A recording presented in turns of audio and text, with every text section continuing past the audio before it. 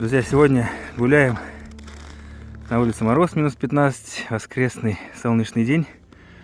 Это Чучур-Муран, сопка. С Егором Кирсановым снимаем сюжет.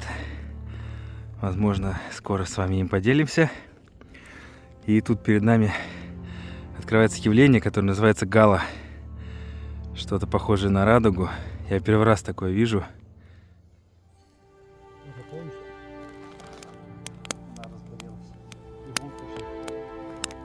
Сначала же это.